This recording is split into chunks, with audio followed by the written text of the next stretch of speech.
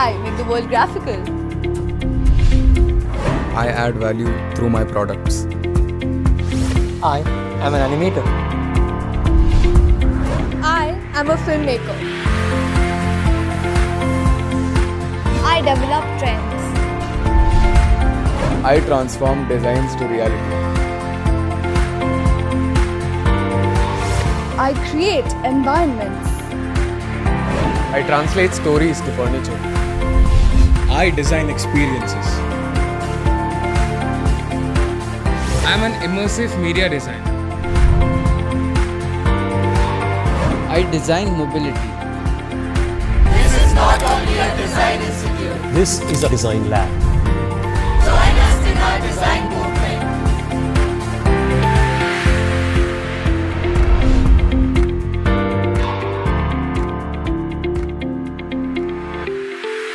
So, good afternoon, everybody. Thank you for joining us at MIT today. And it's really great to have this interaction. I'm happy for a few reasons. One, it's been a very difficult 1.5 years. So, when we're all together, that means that we're all good, we're all safe, and we are ready to move on. So that's really amazing. And it's just a pleasure to be with you over the next hour or so. And we're going to discuss something interesting, hopefully. And another reason is that obviously you're all curious about design. You're all curious about art and maybe the interrelationship between these things. So, and this is great because, someone who has been in the design profession for the last 10+ years, I started out just like you guys, just wanting to find something to do with art and design because that's what we love, right? So sometimes it gets complicated. Things can can start becoming really heavy when it comes to learning design, and you think that there's a lot.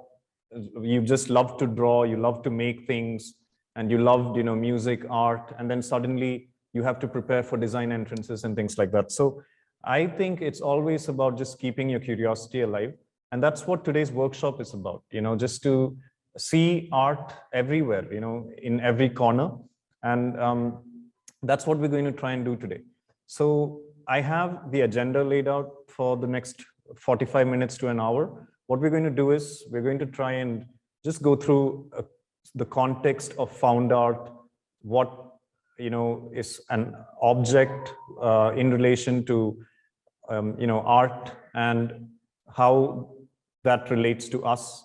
So we're going to have a presentation for 15-20 minutes, and if you have any questions, you can jot it down or just feel free to raise your hands. We have the chat box in front of us, so we can you can chat, you can write down questions in your chat as well. So that's that. And then we're going to get into a little bit of hands-on, trying to get a little bit of practice going, apply what we're discussing, and that would be for another 20 minutes. And then for the last 15 to 20 minutes, we're going to have a quick presentation on how MIT community works and the MIT ID, the Institute of Design. And if you have any questions and answers, we'll definitely have time for that. So if you have anything to say in between, please, you can just raise your hands. And I know with the online thing, interactivity can be a little tricky, but if you want to, say anything, just go ahead and unmute yourselves, and you could say, excuse me, or raise your hand or whatever, okay? So yeah, great, let's get started. We're going to start with the presentation now. And I'm just going to share my screen. And let me know if you can see something that looks like, a turquoise green or a turquoise blue on your screen. So, all right. So I can see quite a few people on the Zoom meeting. And if I'd just request you to look at that screen, it looks like the sharing might be wrong, or am I right? So can you just look into your screen and see We're going to start this presentation off with a question. Can you see art on the screen? And I'll give you like 30 seconds on my watch. Time starts now. So if anyone can see or has found art on the screen. Yes. If someone says yes, you can just unmute yourself and tell me where it is.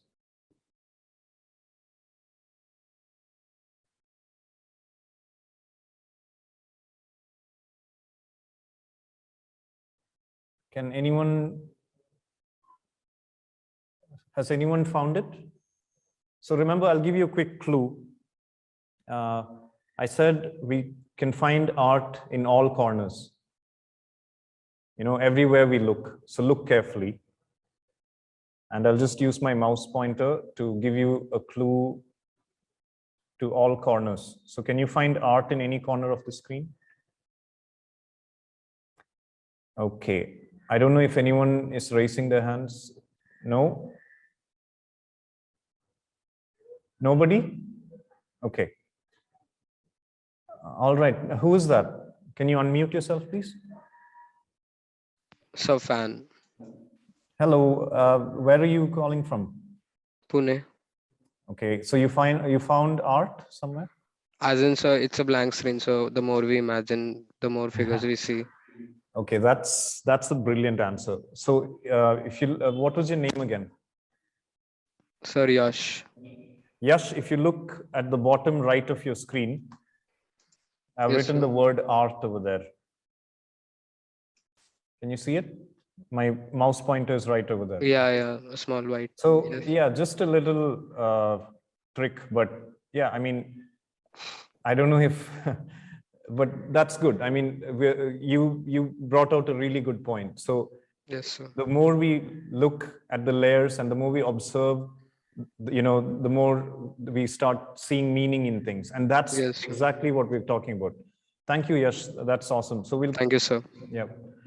All right, Yash. So just, exactly what Yash said, that's what it is about. The more we see things, the more we find meaning in them.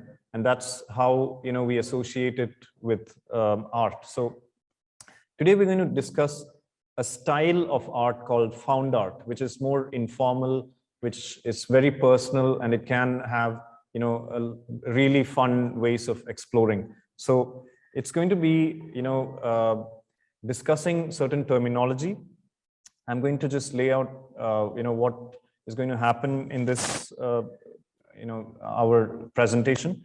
So we're going to find a few terminology which you can note down, things like assemblage, monochromatic. So you can write down terms, and if you want, we can discuss it at the end of the presentation.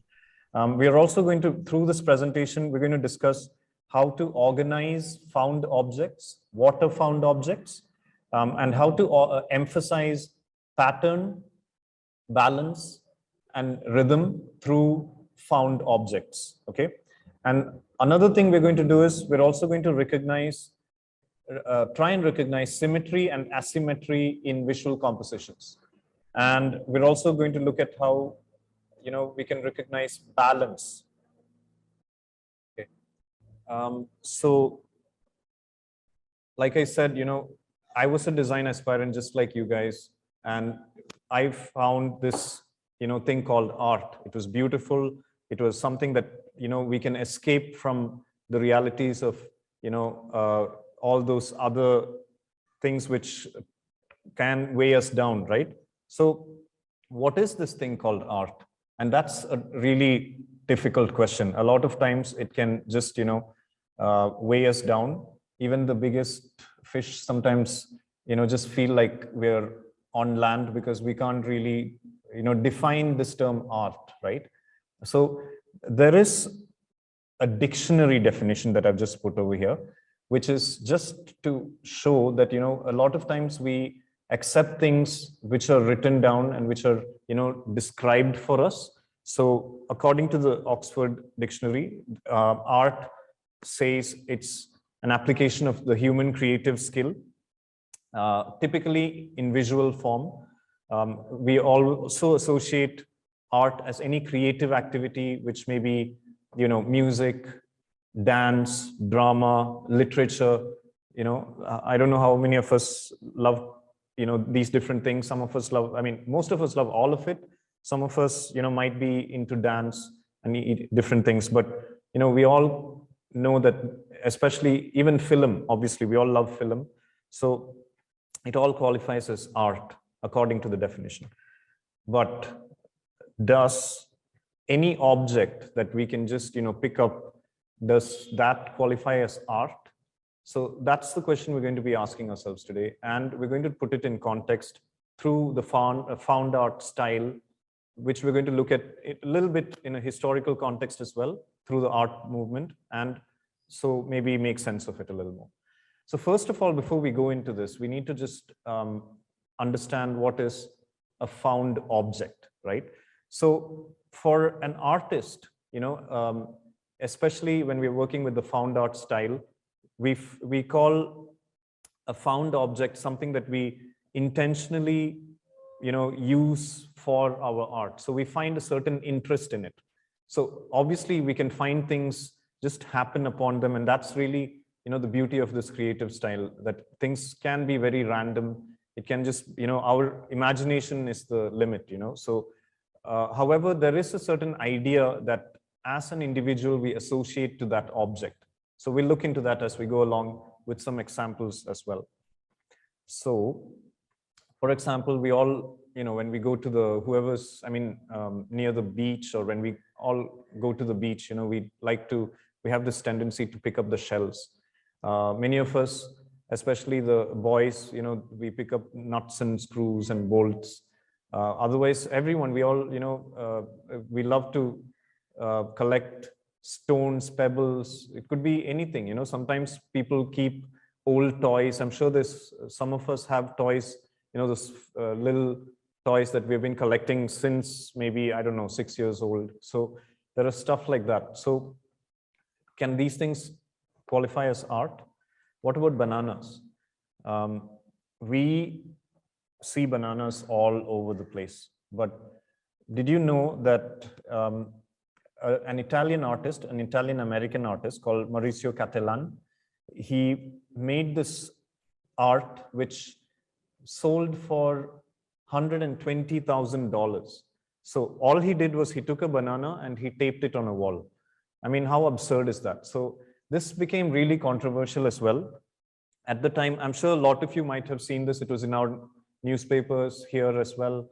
So, you know, the media covered it, and it just became really, you know, something fascinating, because how can just a banana, which we see, you know, every day at the market, how can it become something close to, you know, like 80 lakhs in Indian rupees or more?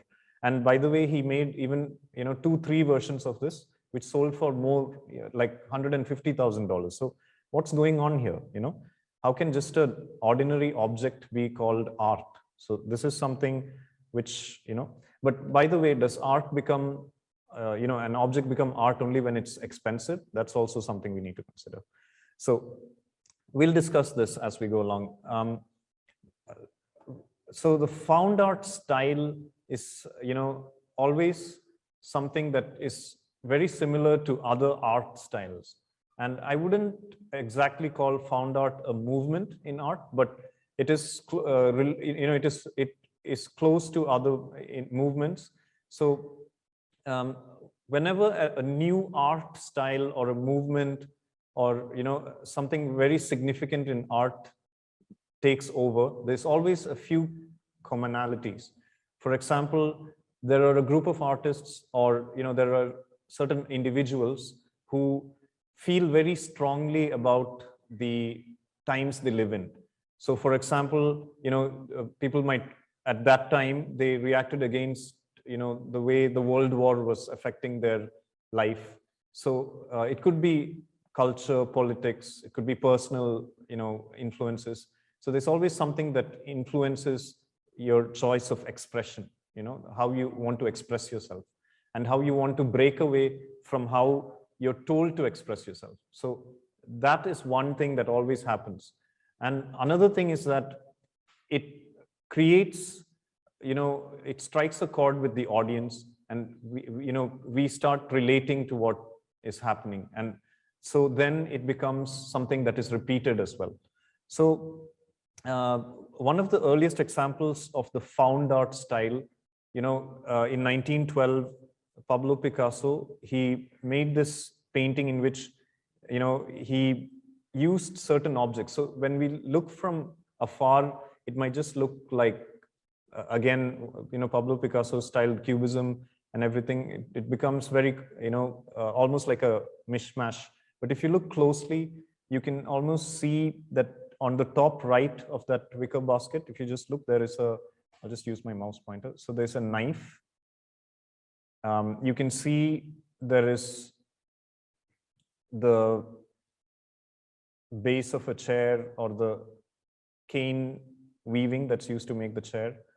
You can see the letters JOU, which in French, it means game or to play. And also, it also is the starting words of newspaper or, journal. So there is a composition of objects going on here. And till then, it was not, a style to use common everyday objects into a painting and frame it and call it a painting. So this was one of the first instances of found art, or objects becoming elevated to something called art. Then we have a very significant event that happened. So I don't know if anyone can recognize what this object is on your screen. If anyone wants to take a guess, I'll just give you a couple of seconds. Anyone in your chat, you could just write what you think this object is. I'll just give you maybe like 30 seconds. You can type in the chat what you think it is, and our team here will tell us. Any guesses?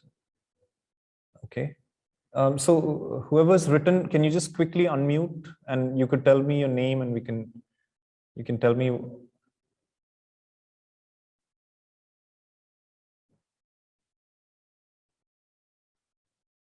What are the guesses? You can quickly unmute and tell me, whoever's written it. So you could read it out.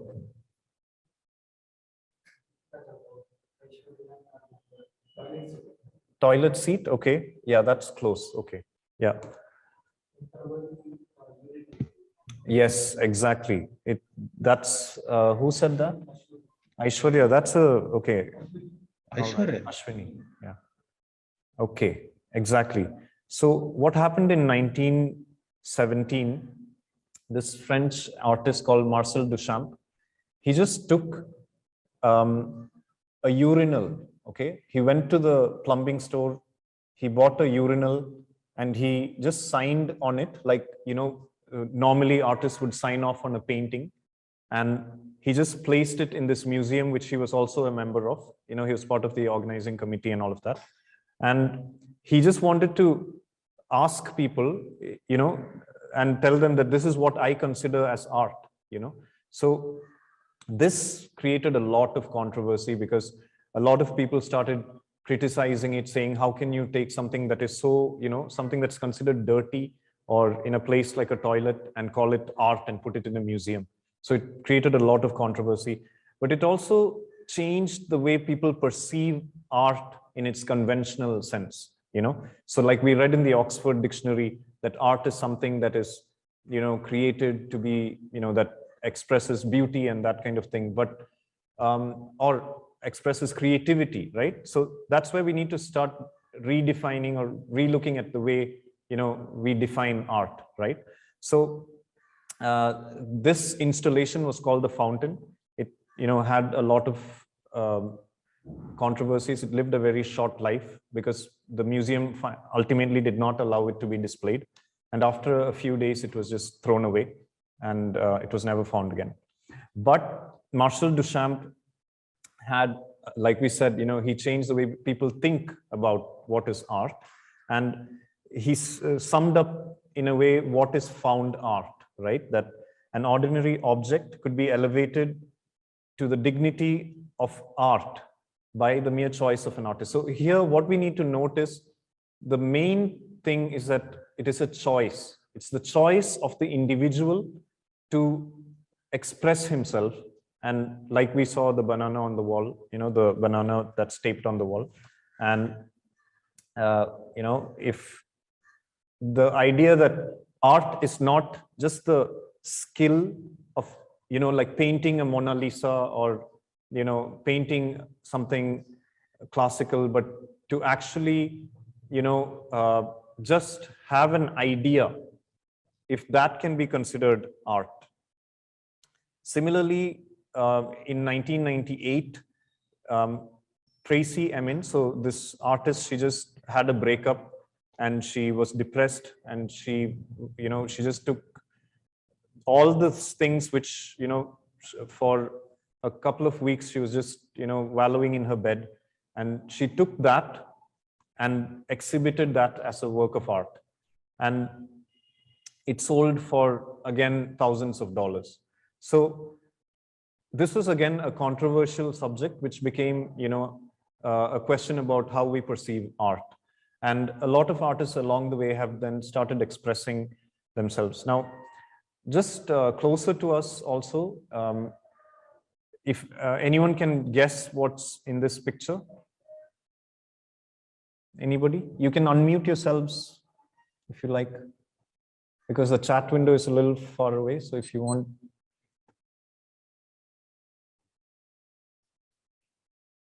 I'll give you like 60 seconds. Can you guess where this is? Is it in Rajasthan, Sambhar? I was expecting that, but it's not. It looks like a desert, doesn't it?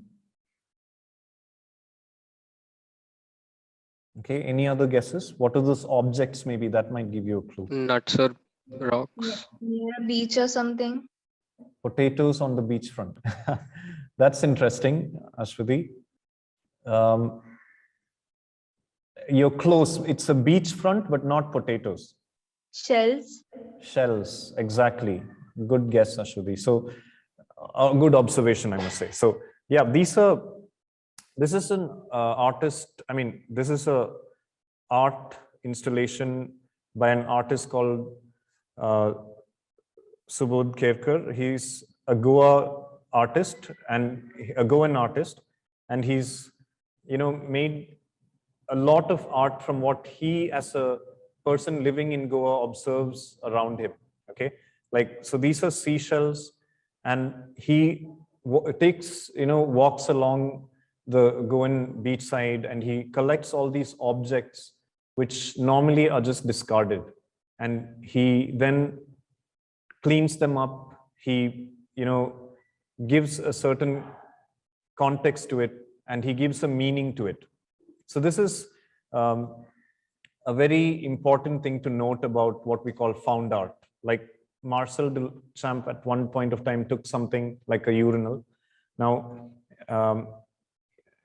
here what Subodh Kerkar is doing is he's taking objects from the beach, which you just see, which we normally wouldn't even give a second glance, and he's giving them a certain meaning, right? So this is another very important aspect of found art, to give a title or label your object. So found objects take on more meaning when you give it a certain title. This is an important thing for us to note as well. So for example, one of Subodh Kerkar's works on the screen is called Oceanic 2. Okay, so he will have a beautiful description about it. There's another one which looks like a piece of coral or a rock, taken from the seabed, and he's called it ocean combs. Okay, he's made this out of fiberglass, so material which commonly fishermen would use to make the fishing boats and things like that. So artists start experimenting with the materials that you find inspiration from, and your own experimentation of these things. So also as two-dimensional art, so the question here that I want to ask is whether two-dimensional art can be considered found art. Does it always have to be objects that we find, right? So the answer is yes. Two-dimensional art, like paintings, can also be made out of things. So where styles like montage or collage are used. So we look at how this was also part of the found art style earlier on. So Subodh Kherkar is a master at this. If you all go to Goa, other than the beaches and the architecture, you can also go to the Museum of Goa, where Subodh Kherkar exhibits his work, and it's beautiful. So it's interesting. You can even find videos of him on YouTube or on the Museum of Goa website. So you see that he uses things like the fishing nets, these just discarded material from the beach, and he uses them to create patterns on his paintings. So that's really interesting how again, found objects can influence your art, and maybe not always just take that object as it is. Okay, so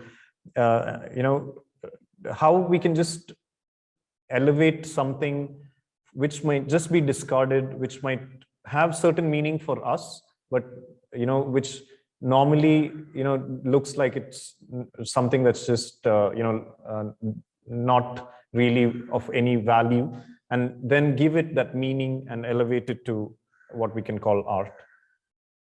Another one of my favorite installations, if you go there, is this huge exhibition of installation called chilies.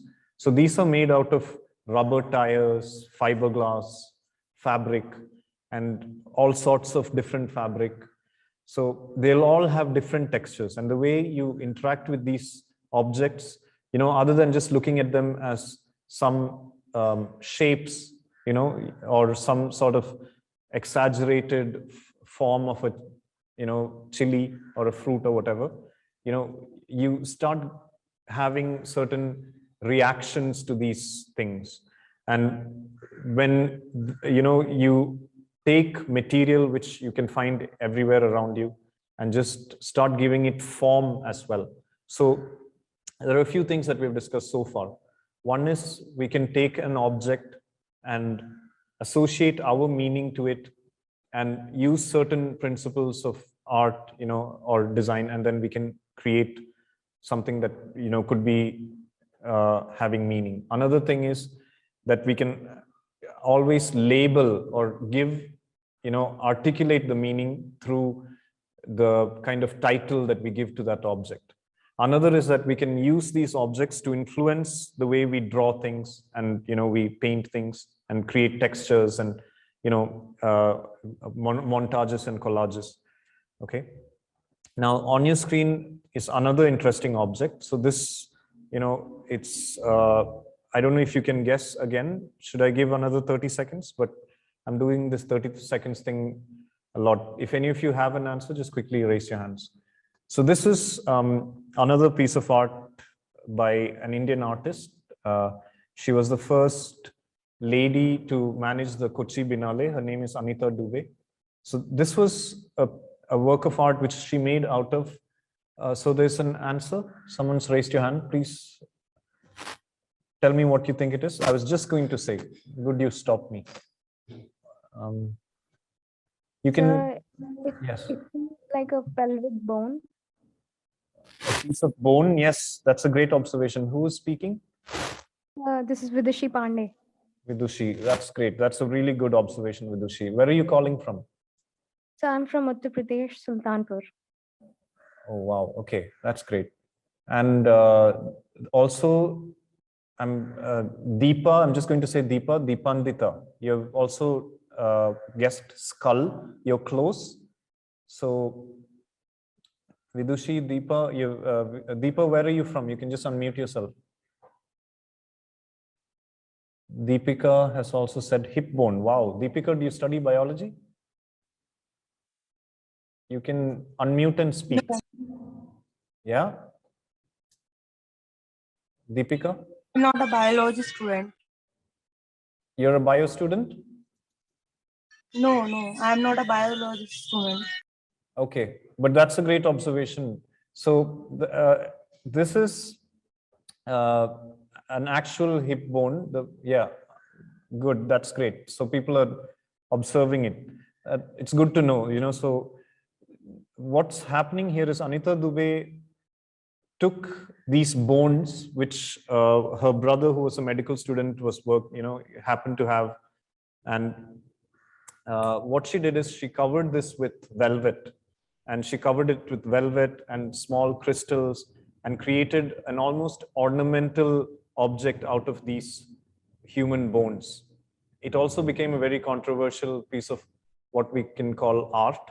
But Anita Dubey is someone who, expresses her personal, reactions to loss. Like at the time, her father was suffering from cancer.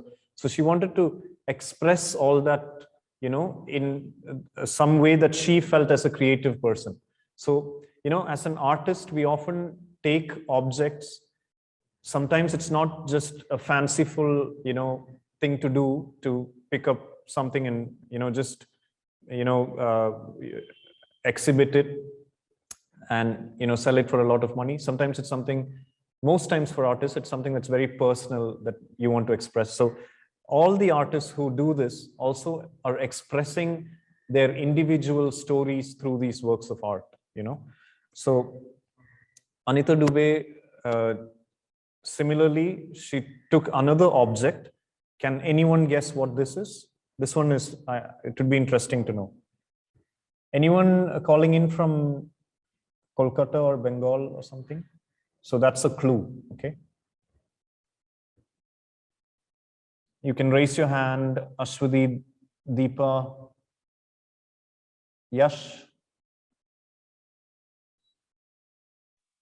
It's the eye of goddess Durga Mata. Okay, that's interesting. That's good. Who was this? Sia Sherke. Sia, where are you calling from? I'm from Kolhapur, Maharashtra. Oh, wow. Okay. That's great. So that's nice to know. Now, why did you say these are Durga Mata's eyes or the goddess Durga's eyes?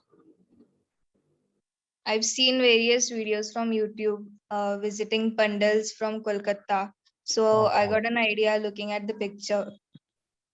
Wow, that's really interesting that you go on YouTube. Mostly people want to see memes and,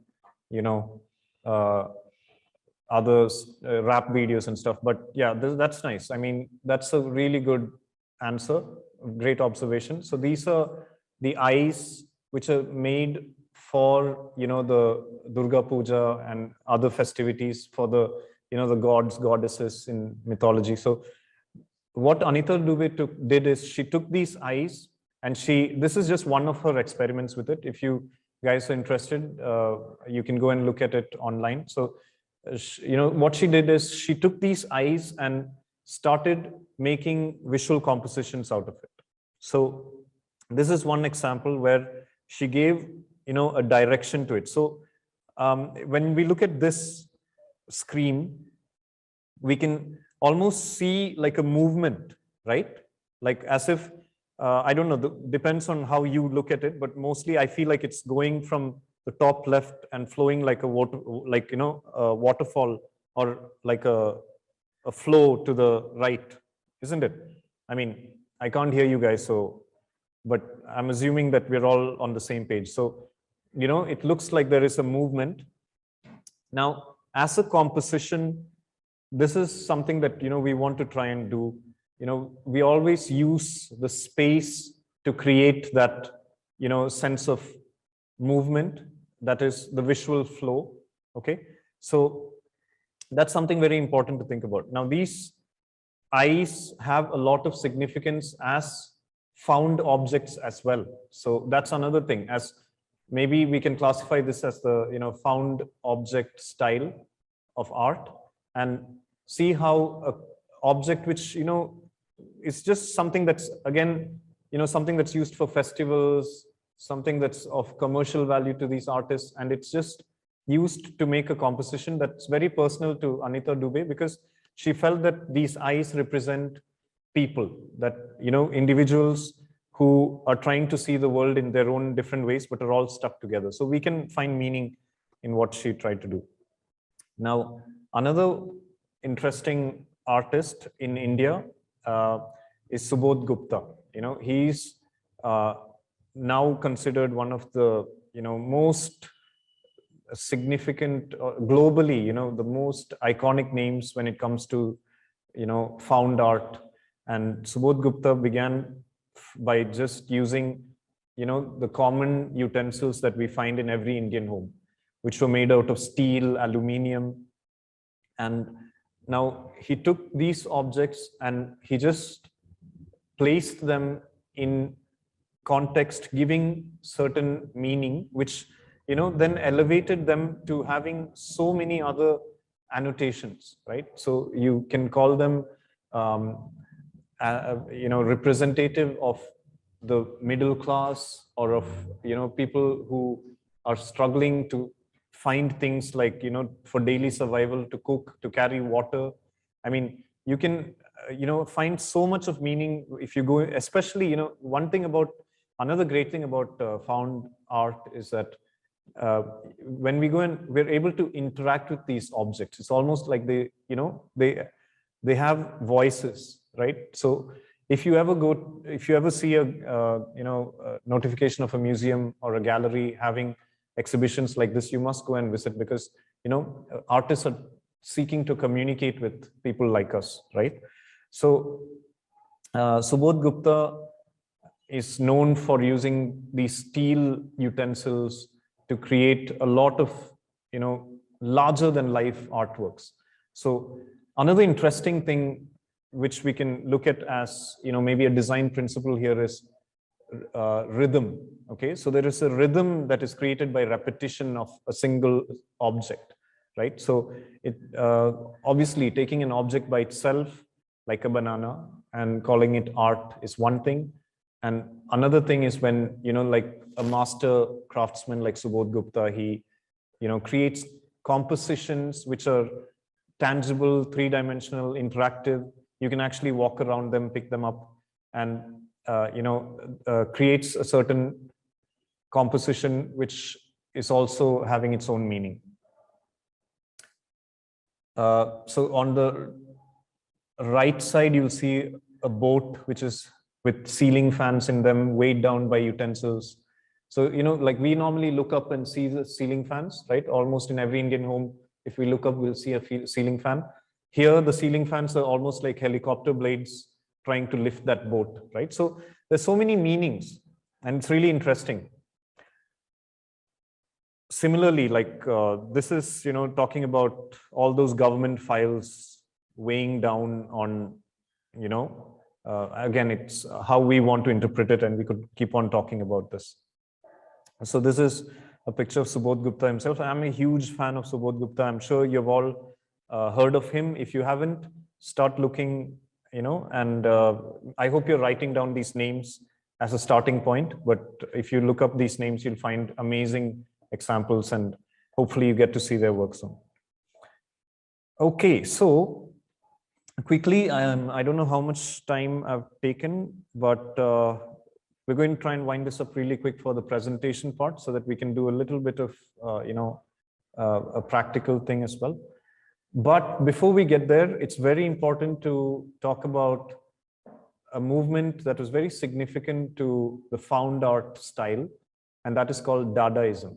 Okay, so Dadaism came about when a group of friends, a group of artists, decided that they just had enough of this whole political drama during, the World War, and they just wanted to express themselves. So what they did is, this is interesting, how the name Dada came about is that they just took a scissor and they stabbed a French-German dictionary, and they found the word that it pointed at was Dada. Okay, so this is important. It sounds like a very random story, but it's important to define Dadaism itself, because the principles of Dadaism is that it should be quite,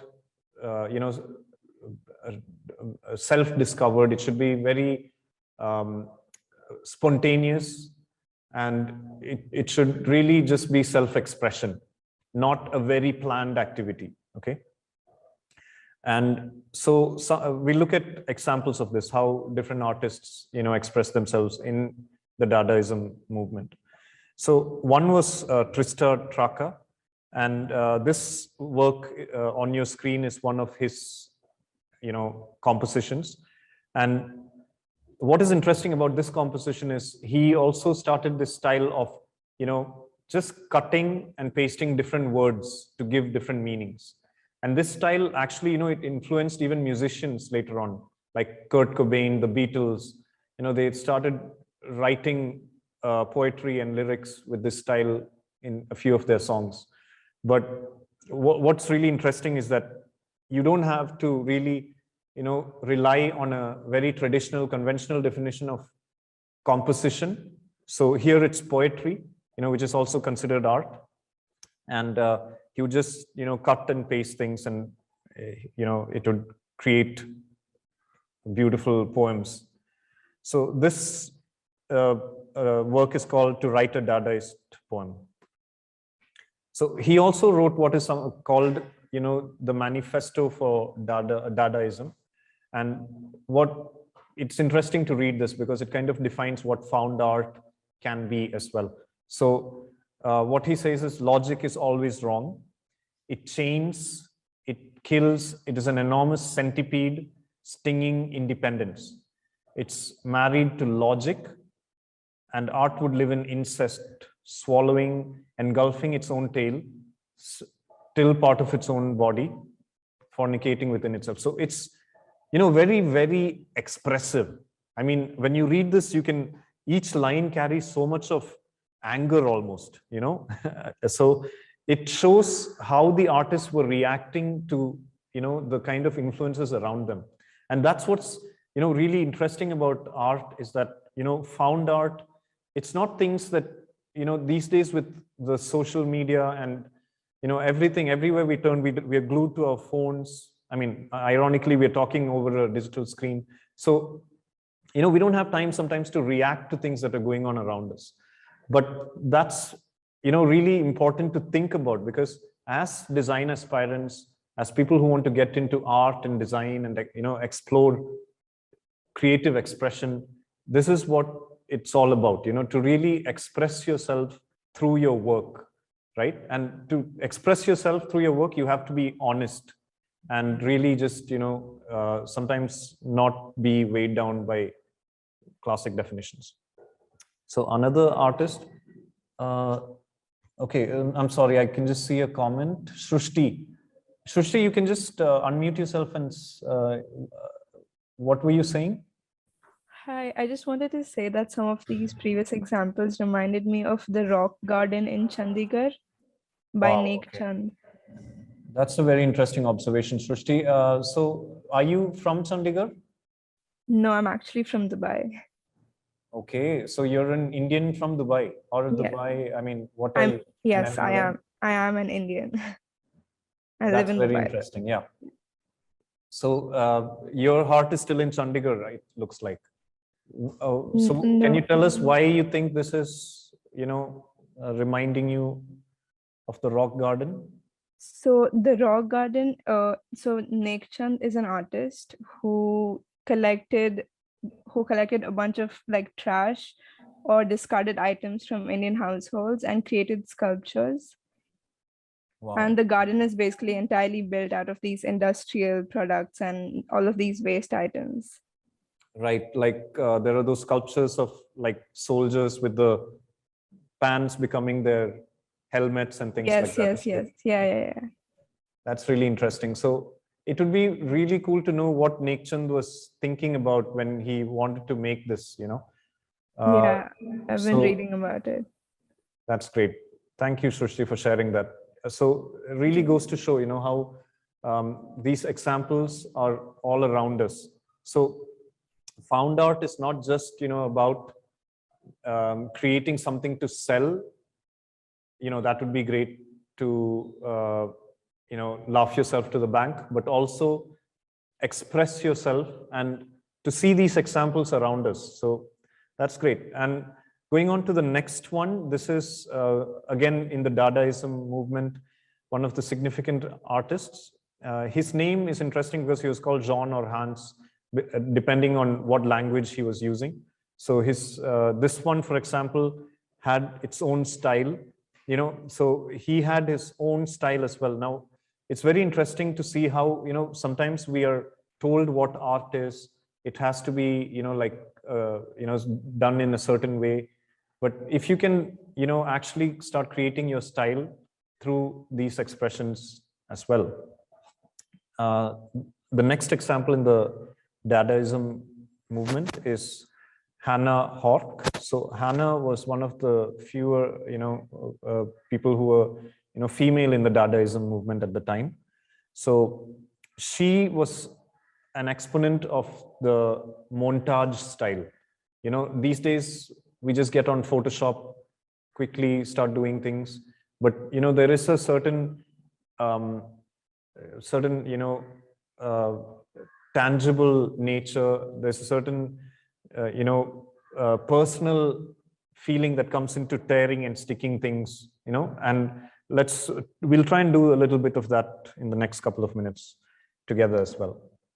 So yeah, Hannah Hawk. Now, another significant name in the found art style or the Dadaism is Man Ray. So Man Ray was really interesting because he used just very, you know, really spontaneous ways of just developing film with objects in, you know, not a very organized studio sort of a setup, but just expressing yourself through the way, you know, negatives were developed. So the kind of different reactions that could come about in that process. So, you know, it really begs the question whether, you know, we should be too, you know, straitjacketed and organized when we are approaching design and art, photography, film for that matter, you know, whether we should let creativity flow and give that a certain style of our own. Another very significant work of Dadaism was, you know, something that looks very ordinary, like a wooden head, but it's all the more important because when you look at it, what he tried to show was how, you know, thinking is being restricted by mechanical, you know, industrialization and things like that. So it takes all the more significance because of that. So we're going to end our presentation here. I'm going to leave you with a couple of questions, and we're going to try and do a couple of things which, you know, we looked at so that we can try and make sense of it. I have a few things around me, but I'd like you to just think about, you know, what we talked about. So the questions, you know, first of all, is it good art? You know, what is good art and what is bad art? And when we begin with this question, we can transition to, once you start learning, you know, or practicing design, whether, you know, you see good design around you or bad design, and what is the difference between this? You know, so does it always have to be complex, and does it always have to be, you know, classic, or can you be spontaneous and, you know, simplistic, and maybe even a little abstract? And then what qualifies as a work of art? Okay, can an idea make something art, or does it always have to be a very skilled execution? You know, so these are the questions that I think we have tried to ask ourselves over the last, you know, half an hour or more of this discussion. So I'm going to stop the presentation part here. You know, the main thing to note is that objects, you know, often embody a personal story of the artists. They carry more meaning, and, you know, just the simplicity of an object can have a lot of significance itself. You know, like when we saw Anita Dubey use the ice, or when Subodh Gupta uses, you know, objects which are part of the Indian household, and they sell for, you know, huge amounts of money, but that is a reflection of people accepting art as something that's uniquely our expression. I'm going to wait for that truck to go away. Meanwhile, I don't know if you guys are getting bored of me talking for the last half an hour, but we'll quickly start doing something together, okay? So what I have planned here is I've gotten, I walked around the last couple of days and I collected some items which, we have lying around in our institute. We have a workshop called the Maker Space. So we have a lot of activity going on there. The product design, furniture design students are always making things. So there are, a laser cutting lab. So there are lots of stuff that just are, kept away after, cutting out those positive shapes. So there's a lot of, negatives, which I'm going to call negatives, which we might use for making a composition.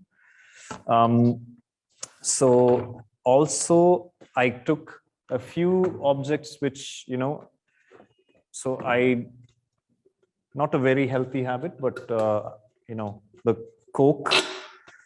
So I took the liberty to paint them with my spray cans before this workshop so that, we don't take too much time, and the paint can sometimes be very suffocating. So that, and so I have a few things lying around. So we're going to, and lots of pieces of wood, okay? So we're going to try and see what we can do with this.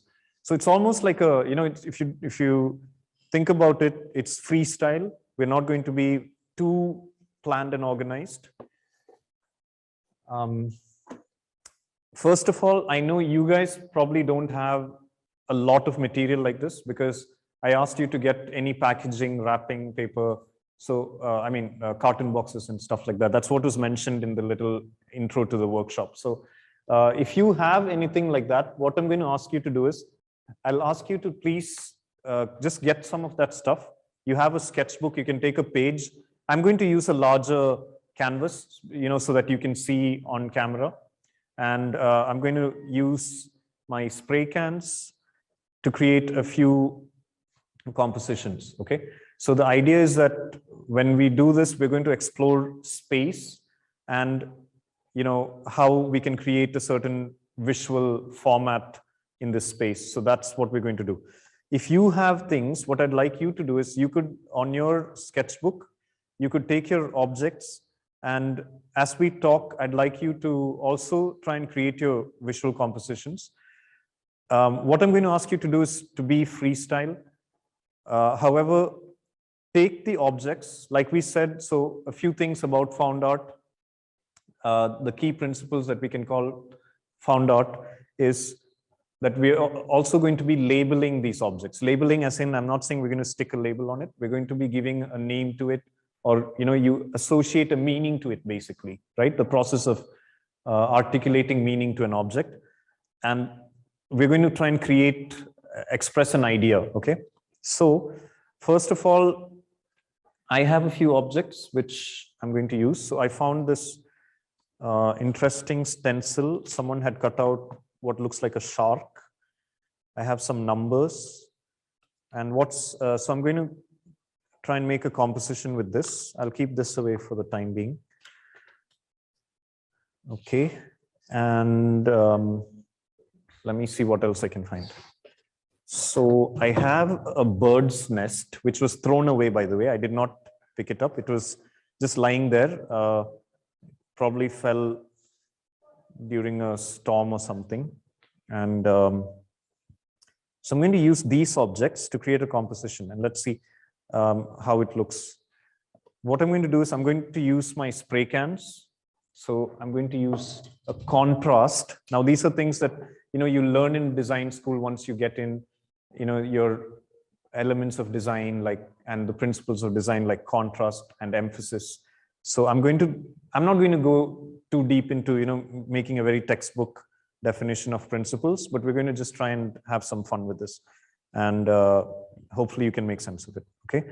So I'm going to try and just create a composition here, which I'm going to call nature, okay? So because I have this bird's nest, and it kind of really takes over the definition of what I want to do here. And I'm going to use these curves because it looks, what's nature without some curves, right? And I'm going to use this fish. So I like this because I feel like, it can create a certain element of, visual weight towards the bottom. So I'm starting to see a pattern here, okay?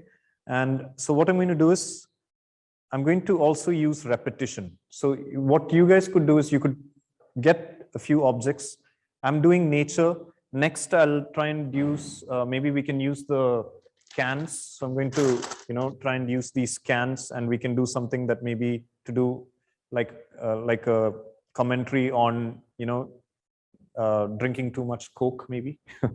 And yeah, I also have this. This was a little collage that a student did at some time, and it's coincidental. So I was actually going around looking for things, and a student had made this composition made up of bits of trash, like this bottle top. This is it looks like a Sprite bottle top or something, and there is that just fell off. That's a pan candy wrapper, and there's foot mat. It looks like little grass, and there's the Sprite label. Okay, and so there's green thread. So I'm going to use this as well. I just found this lying around, and I'm going to use this as a a nice block on my composition. So, and I'm going to have my bird's nest over there. Okay, so let's see what we can do with this. So what you guys can do is, if you have your objects, I'd like you to, I know you have, hopefully you have your A3 sketchbooks, and I would love it that you do this and share pictures with us, either on Instagram or send us an email or whatever. I'd love to see what, you're doing with this. So I'm going to just take some, Fevicol first of all. I'm going to stick this first.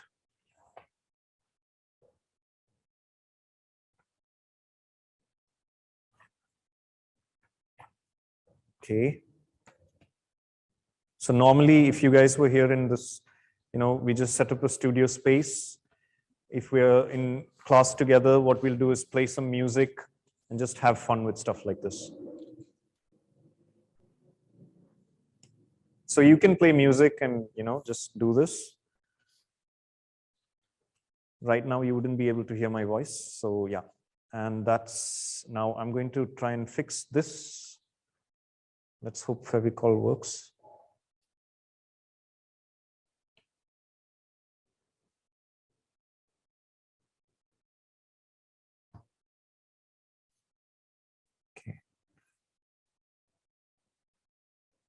So, while I'm doing this, what's really interesting is that it's a very tangible process as well. There's a certain, feeling like I don't want to really ruin this nest. And although it was discarded, for me, I feel like, it's something very delicate. And as a work of art, it might look really interesting. Okay, now I'm going to use my stencils. This is always fun. So I'm just going, so by the way, I had already prepared a black base for this canvas. So I'm going to use black and okay.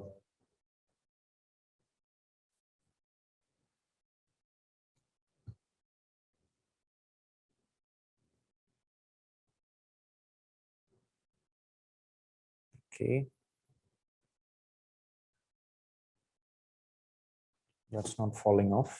It's not. Okay. Now what I'm going to do is my favorite part. I'm going to use the spray cans.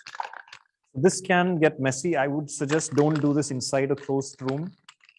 Go to the balcony or something whenever you guys get your hands on spray cans, because the smell can be, and the fumes from the cans.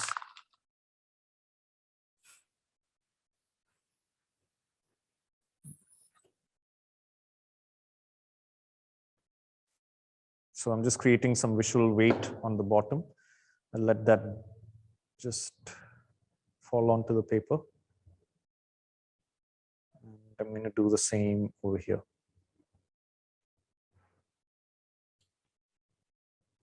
So, I'm going with our discussion of found art. I don't want to be too organized. I want to create a visual composition, but let things flow. The cool thing about spray paint is you can always create a gradation also, even though you're using stencils. So that's interesting.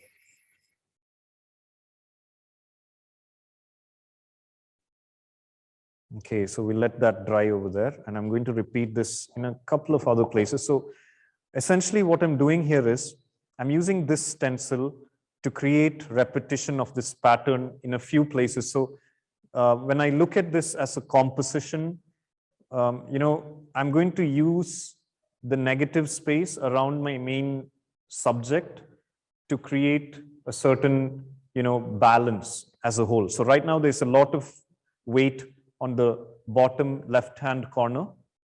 I didn't really, so I just, created this greenery, if we can call it, on the left bottom. I had the bird's nest on the tree, if we can call it, it's just there. And then I thought I can create, some element of visual weight at the bottom. So I'm going to repeat this pattern in a few places, because now what I want to do is I want that sense of repetition to come, so that a few things happen. One, I want to balance the visual weight on this composition. And two, I want also there to be an element of rhythm or continuity, right? So that it repeats in a couple of places. At the same time, like we said, I'm not going to go for a brick repeat or, a typical pattern. I just want it to be more free-flowing, freestyle.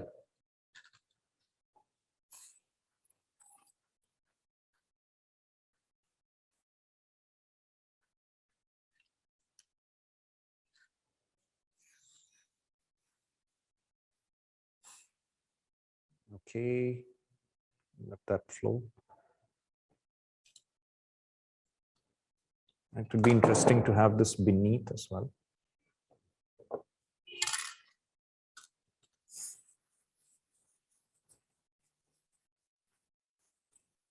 So normally, since it's an online workshop, that's another conversation whether, doing things online is the best way. But the great part is that we can reach out to Dubai and Kolhapur and everywhere, right, from here. But yeah, if, you guys were here, it would be great. The thing is, it takes time to dry. We want to give it time, right? Anyway, so I'm kind of, I think, liking how it's going so far.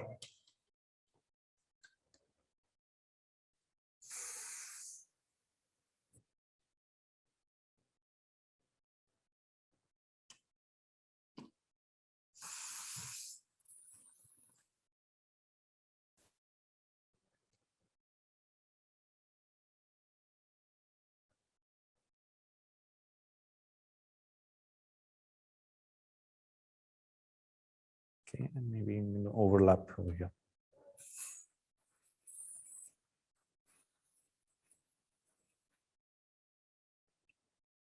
Okay, so I have a few things going on.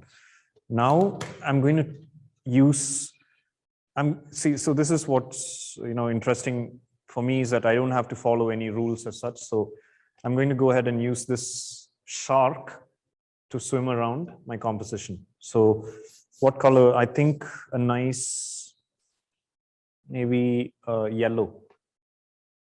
That will contrast nicely with the black. And we have a, green yellow going on there as well. So I'm going to use so I want the fish, the shark, to swim around. It's like, anyway, let's not get too philosophical here. I was going to give you a story on what this art is, but anyway, I'll let you guys tell me.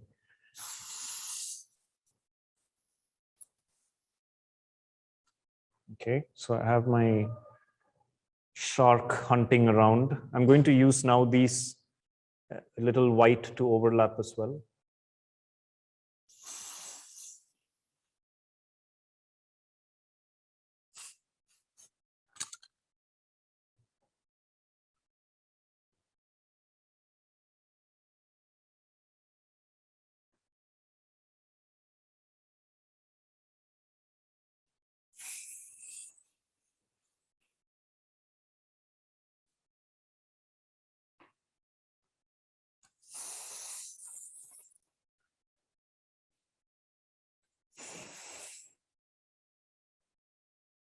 So I think it's interesting to get that movement going, and so I'm going to cut off a few at the, at the tail and at the snout.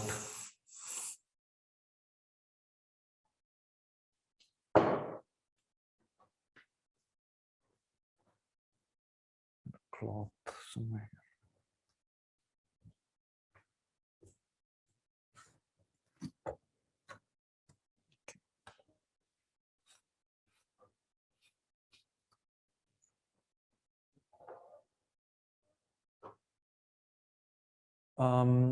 Okay, there's a question. Is this from Ashwadi? Is it necessary to have the same direction for the repetitive pattern? Good question. It definitely, it isn't. It's not necessary to have the same direction. So you know what, we'll try and do the next one with a little bit more of a, different direction. So here, to be honest, I'm a little restricted by the angle that I'm, facing you guys in the camera. So I'm going with that. But I'm also, Ashwadi, to answer your question, it does not have to be in the same direction. I'm purposefully doing that because I want to create a sense of motion, like, like the fish is swimming by. Okay. Does that answer your question, Ashwadi? You could just say yes or unmute yourself. I feel like I'm speaking to myself here. So, by the way, are you guys doing something? Anybody? If you are, you can just let us know.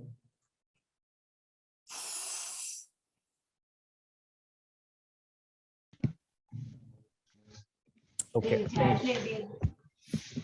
Sorry, someone was saying something. Okay, I think I'm going to stop there. And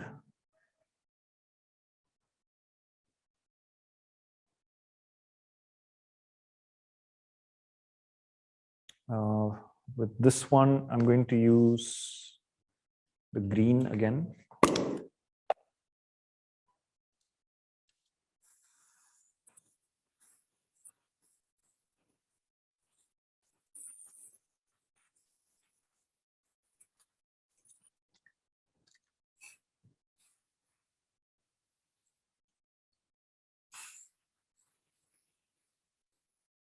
Okay, I'm going to let that dry before I pick it up.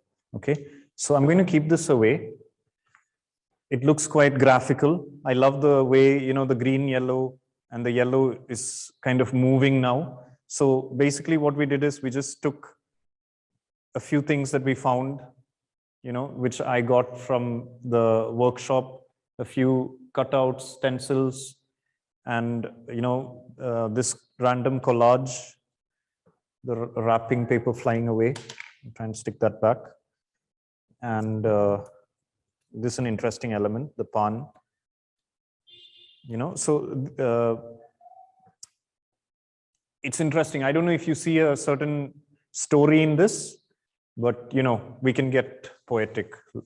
So you can let me know, okay?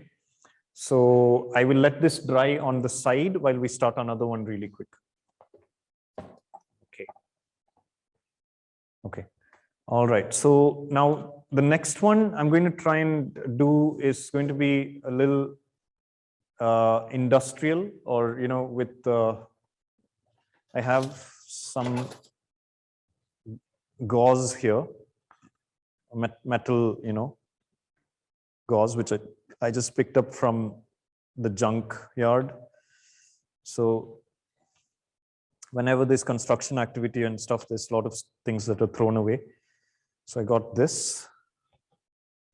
And what I'm going to do is I'm going to use my tools just to tie this on the side.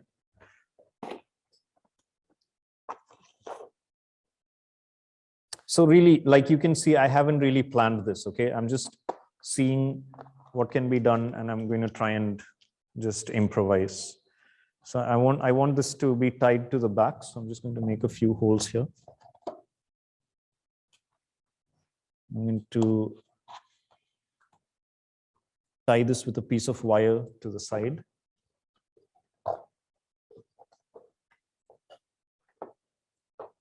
So the idea is that, we don't have to be very So I have some wire lying around. And what we'll do is we'll just tie this to the back. So I'm conscious of the time, so I'm just going to try and do this really quick. I hope you guys are still around.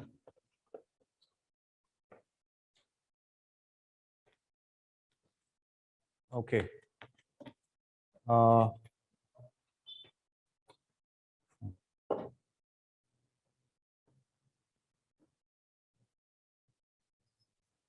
right, so we're going to quickly just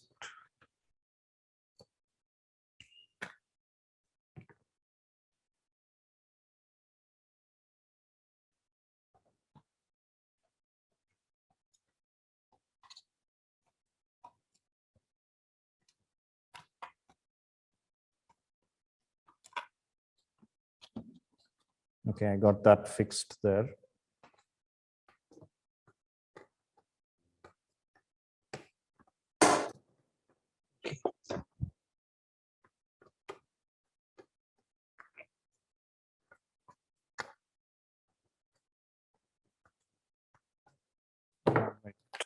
I guess I'm just going to have to do this flat. I'm not going to tie it with the wire because it's taking too much time. So I have, a few elements here which kind of look industrial, and I'm going to go with a black composition now. Again, we're just trying to, create a visual composition. Okay. So gives that very industrial effect. And I'm just going to use repetition again. Okay, so I'm going to use a little bit of overlap and repeat this.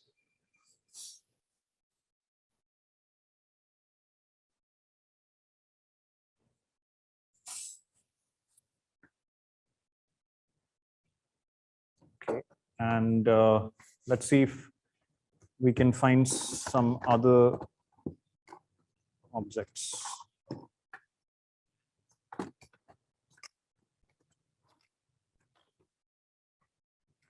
Okay, what's interesting here is I have a few letters. Okay, so I'm just going to stick these near my two stencils with the Fevicol.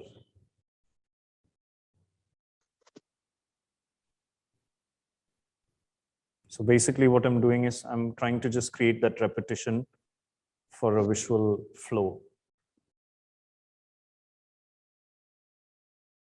Okay, and I'm just really using the objects as they come to me, not trying to, overthink it. So, I mean, I like this composition itself right now. We're running out of time. So, I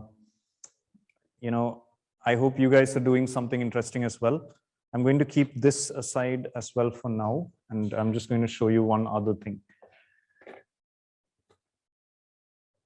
Okay, so now there's also a few, pieces of wood that I just collected, and we can just, try and create something that's called assemblage. Assemblage is a technique of putting together unrelated items to create a visual composition as well. So here I have, you can get Fevicol, which is used for wood. And I'm just going to quickly apply it, stick it on. So I had spray painted this earlier just to save time. I'm just going to stick it onto this piece of wood. And all this stuff is just found lying around,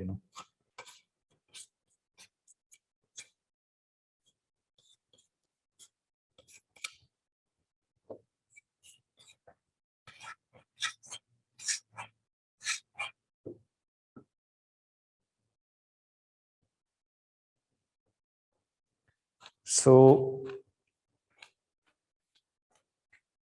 okay, someone's got, who's this? Harshvi says, I feel like the nest symbolizes nature's stability and gives it a home-like attribute.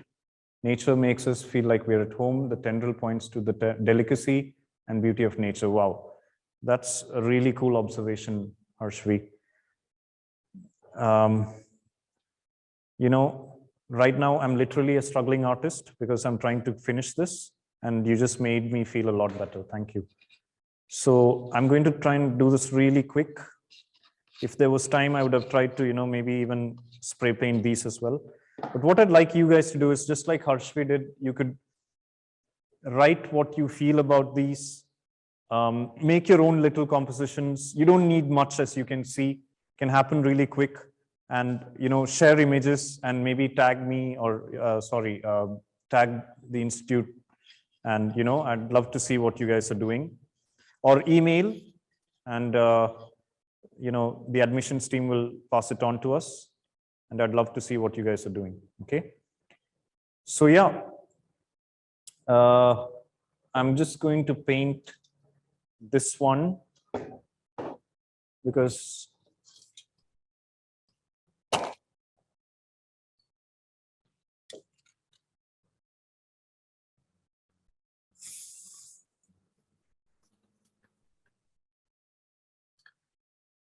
I think it will finish the composition better.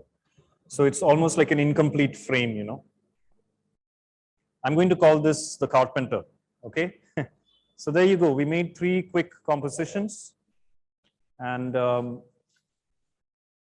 I will take pictures of this and share it with you by email. We'll share these with you. If you can see the front camera, I'll try and hold this up and hopefully it's not going to fall off. I might need to stick this one.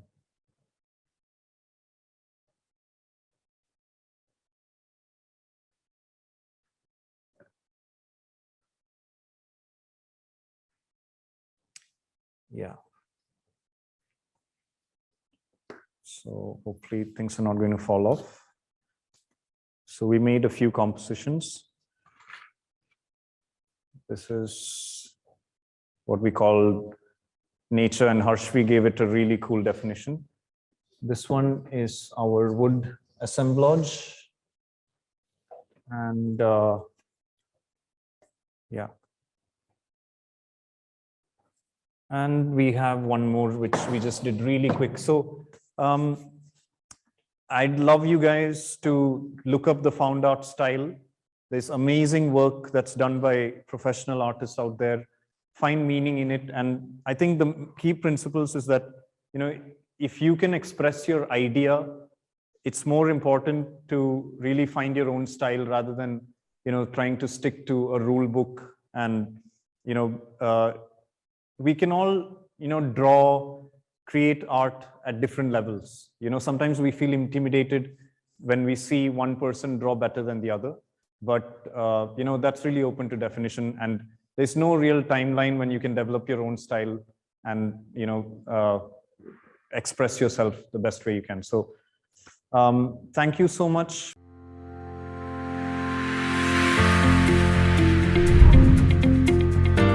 I make the world graphical. I add value through my products. I am an animator. I am a filmmaker. I develop trends. I transform designs to reality. I create environments. I translate stories to furniture. I design experiences. I'm an immersive media designer. I design mobility. This is not only a design institute. This is a design lab.